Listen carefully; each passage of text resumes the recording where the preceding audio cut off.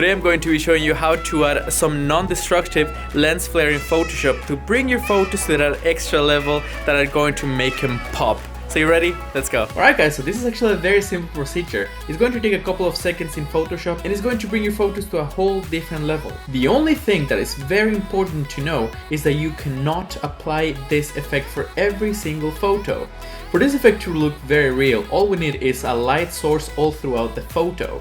Highlights and shadows are so important for this because this is pretty much what makes the whole 3D type of effect. If you took your photo on a very cloudy day or a very gloomy situation, this is not going to work out very well for the simple fact that we need those highlights and shadows to make it look very real. Alright, so first thing first, we're going to duplicate this layer by pressing Command Option J. Click OK. We're going to add a new layer down here, and by pressing Shift and F5, I'm going to fill this layer with black. And by the way, if you're working from a laptop, you're going to have a different command. So all you have to do is go to Edit, and then from here you're going to go to Fill and Black. Once I've got this, all I have to do is go to Filter, Render, and Lens Flare.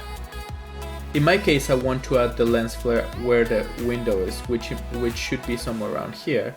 And size-wise, you can definitely play with this. In my case, like between 100, 130 and 140 works really well. So I'm going to go ahead and click OK.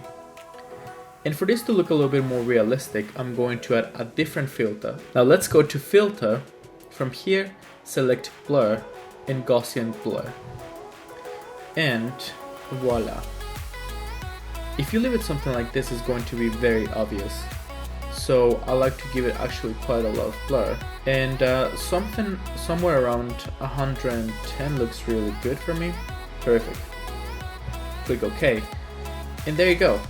So now all we have to do is click on this little drop down menu right here, and we're going to select Screen.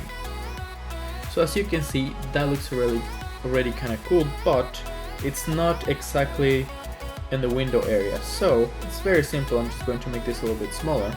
I'm going to click Command T, and this is going to allow me to play a little bit with the size.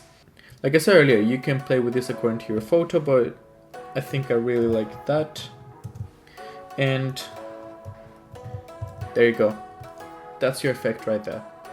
So according to your photo, you might want to change the color. So for this, we only want to change this layer. So I'm going to click Alt or Option in this drop down menu right here, and I'm going to select Hue Saturation.